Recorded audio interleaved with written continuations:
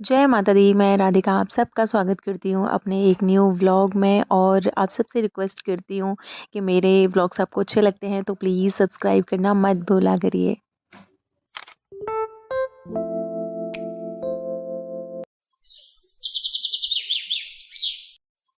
जय माता दी, नमस्ते गाइस, कैसे हैं आप सब? उम्मीद करती हूँ सब लोग बहुत बढ़िया और मज़े में होंगे, मैं भी ठीक हूँ।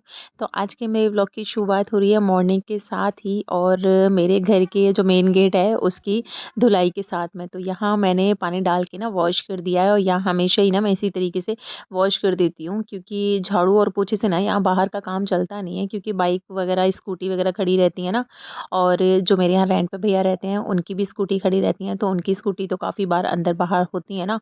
तो बहुत ज़्यादा बाहर धूल मिट्टी जो हो जाती है तो वो पोछे के साथ में क्लीन हो ही नहीं पाती, तो यहाँ बाहर का ही ना मैं वॉश कर देती हूँ।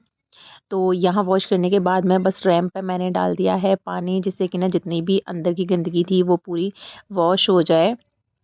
और जैसे कि मैंने आपको लास्ट व्लॉग में भी बताया था कि हमारे घर के जस्ट सामने ही टाइल्स का काम चल रहा है, जिसकी वजह से ना मुझे सुबह और शाम के टाइम पे, दोनों ही टाइम पे, ये बाहर का तो मुझे साफ़ करना ही करना पड़ जाता है, क्योंकि बाहर का गंदा होता है तो अंदर का तो ऑब्वियसली गंदा हो ही जाएगा। बाहर से जब अंदर जाते हैं गंदे पैर लेकर चले जाते हैं।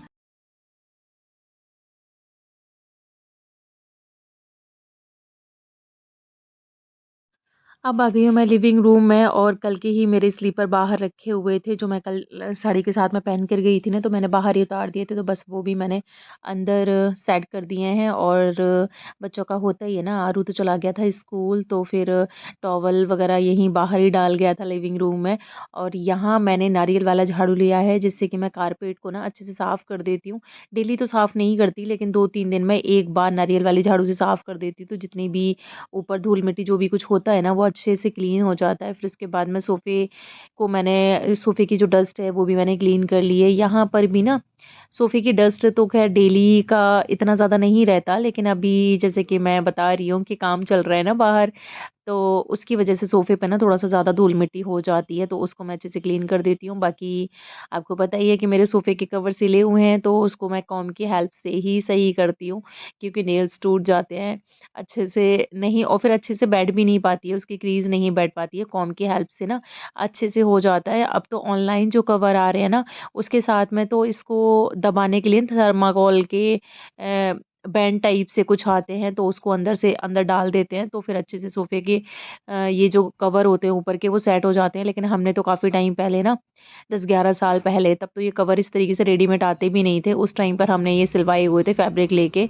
तो फिर इनके साथ में तो है नहीं ना, तो मैं ऐसे ही साफ़ करके अच्छे से कॉम्ब की हेल्प से उनको क्रीज़ बना देती हूँ। फिर यहाँ मैंने अपना जो मैंने इस टेबल पे ट्रे रखी हुई है ना, उसको मैंने अच्छे से क्लीन कर दिया है। और ये काँच की ट्रे है, मीशो से ही मैंने मँगाई थी, बड़ी सुंदर सी ट्रे लगती है। यहाँ पर ये इस तरीके से मैं रख देती हूँ ना, सेट कर देती हूँ, तो अच्छा लगता है देखने में। तो मैंने टेबल को भी बहुत अच्छे से क्लीन कर दिया है। ये वाला टेबल तो ना मेरा पता नहीं है, ऐसे लगता है ना धूल-मिट्टी को खींचता है, तो इसका तो ब यही होता है कि सुबह-शाम इसको भी साफ़ करना मुझे होता ही है, इसके ऊपर बहुत धूल-मिट्टी जमती है। तो जो कॉर्नर था वो भी मैंने क्लीन कर दिया है। और पहले ना ये डार्क ब्राउन कलर का कॉर्नर था, तो बहुत ज़्यादा इस पे मिट्टी दिखाई देती थी, लेकिन अब लाइट कर दिया है मैंने। छत का जो पेंट था उसकी मैचिंग से ही मैंने इसको पेंट कर दिया था, तो अब इतना ज़्यादा ना धूल-मिट्टी उसके ऊपर लगती है तो इतना ज़्यादा दिखाई नहीं देती है, वैसे तो डेली साफ़ होती होती है। तो इधर डाइनिंग टेबल पे मैं अब कवर नहीं डालती, बेडशीट ही डालती हूँ। तो एक डार्क येलो वाली जो सनफ्लावर वाली बेडशीट है ना, उसको बिछाती हूँ मैं यहाँ पे, वो भी मुझे बहुत अच्छी लगती है, जो कि मैंने अभी बेड पे बिछाई हुई है। दूसरी ये टेबल है, येलो कलर ना यहाँ पे थोड़ा-सा मैच करता है। अ, एकदम से ना ब्राइट जैसा कलर आता है ना इसका, यहाँ येलो वाली बेडशीट बिछा के तो अच्छा लगता है। बाकी का जी, अभी सर्दियाँ जैसे आ ही रही हैं और फिर मुझे एसिड भी बन रहा है, तो पानी का थोड़ा-सा ना कम हो जाता है, पानी पीने का ध्यान नहीं रहता है, तो फिर मैं जग भर के यहाँ रख लेती हूँ। जैसे ही मेरी जग पे नज़र पड़ती है ना, तो फिर मैं तुरंत ही 1 गिलास पानी पी लेती हूँ। इस तरीके से पानी मतलब पिया जाता है, नहीं तो पानी का तो ना सर्दियों में प्यास कम लगती है, तो पानी पीना भूल ही जाते हैं। और यहाँ टेबल साफ़ करने के बाद में मैं आ गई हूँ टीवी कैबिनेट साफ़ करने के लिए, वो भी मैंने क्लीन कर दिया है। अब लगा ले रही हूँ मैं झाड़ू फटाफट से। और ये वाला कारपेट भी ना मैंने नारियल झाड़ू की हेल्प से इसको भी मैंने अच्छे से साफ़ कर दिया था। अब मिलती हूँ मैं आपको झाड़ू लगाने के बाद।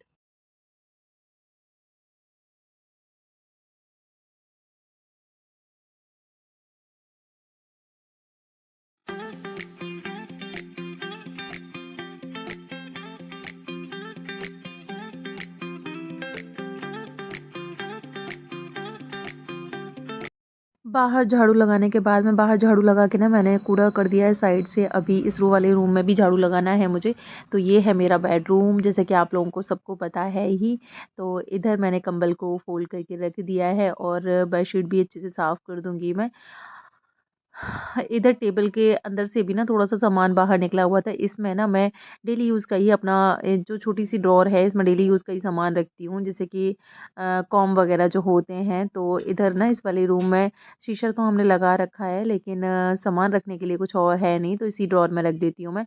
इधर गद्दे थोड़े-से खिसका लेती हूँ मैं ऊपर की साइड में, फिर उसके बाद में बेडशीट को ना इस तरीके से गद्दों के नीचे फ़ोल्ड कर देती हूँ मैं।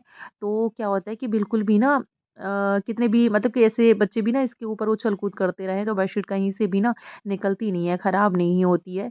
तो ये वाली बेडशीट ना मेरी बड़ी फ़ेवरेट है। इस वाली बेडशीट को ना मैं 2 तरह से यूज़ करती हूँ। यहाँ भी बेडशीट पे भी मतलब बेड पे भी बिछा देती हूँ और जो डाइनिंग टेबल है उस पे कवर की तरह भी बिछा देती हूँ। तो पूरा झाड़ू लगा दिया था मैंने। उसके बाद मैं इधर लगा ले रही हूँ मैं पोछा। आज मैं बैठ के पोछा नहीं लगा रही, वाइपर के ऊपर ही मैंने ये 2 पोछे हैं। इस तरीके से ना मैं इसके ऊपर डाल लेती हूँ और अच्छे से पोछा लग जाता है इससे। वैसे मॉप भी है मेरे पास में, लेकिन पता नहीं क्यों मुझे ना इस तरीके से पोछा लगाने में ना ज़्यादा कंफर्टेबल होता है। तो फिर मैं इसी से ऐसे करके पोछा लगा देती हूँ। बेड के नीचे भी मेरा अच्छे से ना वाइपर चला जाता है। तो बेड के नीचे भी मैंने क्लीन कर दिया है। और अभी जैसे ना दिन भी थोड़े से छोटे हो गए हैं, तो बस झाड़ू पोछा सब कुछ ना क्लीनिंग करने के बाद में फिर थोड़ा-सा मैंने रेस्ट कर लिया था। फिर मिल रही हूँ मैं आपको शाम के टाइम पे और आज बनाने जा रही हूँ मैं पुलाव, क्योंकि ना थोड़ा हल्का-हल्का ही खाना था शाम के टाइम पे और दिन में ना थोड़ा हैवी हो गया था। तो छोले बनाए थे आज मैंने, छोले पूड़ी वग़ैरह बनाई थी ना, तो थोड़ा हैवी-हैवी लग रहा था, तो शाम के टाइम पे बस हमने सोचा कि थोड़ा ना लाइट हो जाएगा। तो इधर मैंने तेल गरम किया है, तेल में तेज पत्ता, जीरा और दालचीनी स्टिक और लौंग और काली मिर्च डाली है मैंने और पनीर मैंने भून के पहले ही निकाल लिया है। आज मटर नहीं थी मेरे पास में और ये फूल गोभी है, तो फूल गोभी भी मैंने इसमें भून ले रही हूँ मैं। प्याज़, लहसुन और हरी मिर्च भी डाली है मैंने इसमें, वो भी भून लिया है। अब मैं इसमें मसाले ऐड कर ले रही हूँ। इसमें तो ये है कि जितनी भी सब्जियाँ हो ना अपने पास में, उतनी सारी सब्जियाँ ही इसमें डाल लो तो बढ़िया होता है। टेस्ट भी बहुत अच्छा आता है, लेकिन अभी मेरे पास में इतना ही था। तो इधर मैंने मसाले डाल लिए हैं, हल्दी डाली है, लाल मिर्च डाली है और धनिया पाउडर डाला है और किचन किंग पाउडर डाला है। तो देखिए कलर भी ना देखने में भी बड़ा अच्छा-सा लग रहा है। इधर मैं इसमें थोड़ा-सा नींबू भी डाल रही हूँ, मतलब 1 नींबू पूरा ही डाल दे रही हूँ, तो थोड़ा-सा टेस्ट भी अच्छा आता है इससे और चावल बहुत खिले-खिले बनते हैं और जो भी चावल का साइज़ होता है ना, उससे डबल हो जाता है नींबू डालने से। तो होता है ना छोटी-छोटी चीज़ जो चीज़ें ट्रिक होती हैं वो पता होनी चाहिए। तो ये चीज़ भी ना मेरी मम्मी ने मुझे बताई थी। तो इधर चावल जैसे मेरे जब तक पुलाव तैयार होगा तब तक मेरे बर्तन जितने भी थे वो मैं वॉश कर ले रही हूँ, क्योंकि दोपहर के थोड़े से बर्तन भी हैं ये। तो वो मैंने वॉश नहीं करे थे, तो वो अभी साफ़ कर दे रही हूँ मैं इधर। तो बर्तन साफ़ करने के बाद में एक जगह का दूध आ गया है, तो दूध गर्म करने के लिए भी मुझे रखना है ये। और गाय का दूध अभी नहीं आया है, तो वो जब ये आएँगे ना ऑफ़िस से, तो फिर साथ में ही लेकर आएँगे, तो किट्टू गर्म कर देगी, क्योंकि उनके आने के बाद में हमें मार्केट जाना है आरू को विंटर्स की यूनिफ़ॉर्म दिलवाने के लिए, क्योंकि आज थोड़ी सर्दी ज़्यादा लग रही थी, लेकिन उसको फिर स्वेटर तो था ही नहीं, मतलब पहले की यूनिफ़ॉर्म पहन के नहीं जा रहा है बिल्कुल भी, क्योंकि अब चेंज कर दी है, तो आज बोल रहा था कि ठंड लग रही थी, तो फिर उसकी यूनिफ़ॉर्म लेने जाएँगे। वैसे तो उन्होंने बोला था मैं उधर से लेता हुआ आऊँगा, लेकिन फिर साइज़ का इश्यू हो जाता कि छोटी-बड़ी फिर वो वाला चक्कर पड़ता। तो मैंने कहा ठीक है आप घर आ जाना, फिर घर से ही चले चलेंगे। तो इधर पुलाव भी रेडी हो गया है और ये भी ऑफ़िस से आ ही गए हैं, तो मैं और आरू और ये तो हम तीनों चले जाएँगे साथ में।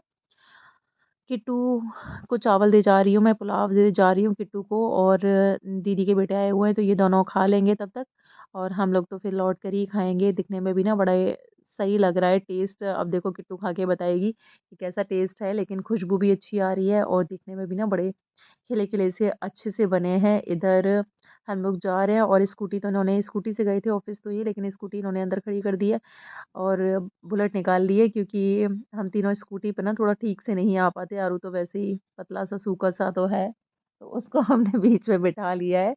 और इन लोगों ने तो जैकेट पहनी हुई है, मैंने कुछ नहीं डाला है, क्योंकि ये वाला मौसम ना मुझे अच्छा लगता है, थोड़ा ठंड जैसे लगती है ना, बॉडी को तो बढ़िया लगता है। ये वाला मौसम ऐसा होता है कि ना तो बहुत ज़्यादा सर्दी है, ना ही गर्मी है, तो इधर इसको यूनिफ़ॉर्म दिलवा के खुश हो रहा है वो। इसको यूनिफ़ॉर्म दिलवा के हम लोग घर आ गए हैं। उधर से लौटते टाइम पे थोड़ा-सा सब्जियाँ भी लेकर आए थे और इनका ये ना 1 हफ्ते से बोल रहे हैं कि इनके ऑफ़िस के पास में ना मंडी लगती है, सब्ज़ी मंडी।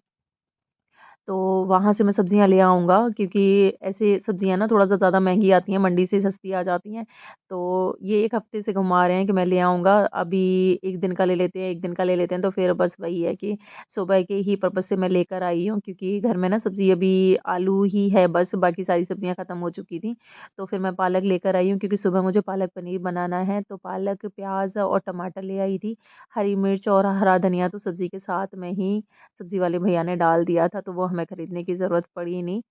तो इधर सब्ज़ियाँ मैं वॉश कर दे रही हूँ साथ के साथ में क्योंकि ना एक चीज़ और मैं बताऊँ कि ये मुझे बता रहे थे कि इनके ऑफ़िस में कोई हैं जो सब्ज़ी लेकर आए होंगे, तो उनके जैसे जो अदरक लिया होगा ना, तो अदरक के साथ में छोटा-सा, बहुत छोटा-सा साँप का बच्चा भी निकला था। अदरक में कहीं से ऐसे हो गया होगा, इसलिए बोलते हैं कि सब्ज़ियाँ ना हमेशा ही मंडी से लाने के बाद में या फिर कहीं जहाँ जहाँ से भी लेकर आ रहे हो, सब्जियाँ लाने के बाद में तुरंत ही वॉश कर देना चाहिए, वॉश करके सुखा भी देनी चाहिए, उसके बाद में ही फ्रिज में रखनी चाहिए। तो बस पालक का भी यही रहता है कि पालक ना धोने के बाद में अगर वो सूख नहीं पाता है, तो फिर वो ख़राब हो जाता है। तो इससे अच्छा है कि जैसे ही पालक वॉश करने के बाद में उबाल के ही रख देना चाहिए। तो फिर ये है कि 1-2 दिन ना ख़राब नहीं होगा, चलता रहता है वो। तो फिर लेकिन मुझे तो सब्ज़ी सुबह ही बनानी है, तो इसलिए मैंने वॉश कर ली हैं सब्ज़ियाँ और पालक को मैं अभी बॉयल करके रख दूँगी क्योंकि सुबह इतना टाइम होता नहीं है। और वैसे भी सुबह के टाइम पे ना सर्दियों में थोड़ा उठने का भी मन कम करता है ना, तो बस इसीलिए कि आधी तैयारी ना मैं सुबह के लिए रख दूँगी, तो फटाफट से सब्ज़ी तब भी इन लोगों के लिए बन जाएगी। और इधर इसके साथ में मेरा व्लॉग का एंड भी हो रहा है क्योंकि घर का मेरा पूरा काम लगभग ख़त्म हो ही चुका है और उम्मीद करती हूँ कि मेरे व्लॉग्स आपको अच्छे लग रहे होंगे। मेरे व्लॉग का कोई भी पार्ट आपको अच्छा लगता है तो लाइक करना मत भूला करिए और मेरे चैनल पे जो भी नए आते हैं विज़िट करने के लिए वो प्लीज़ मेरे चैनल को सब्सक्राइब कर लिया करिए। और वैसे भी 1000 सब्सक्राइबर्स मेरे कंप्लीट हो गए हैं तो उसके लिए थैंक यू सो मच। मिलते हैं फिर नेक्स्ट वीडियो में, तब तक अपना ध्यान रखिए। Till then bye bye.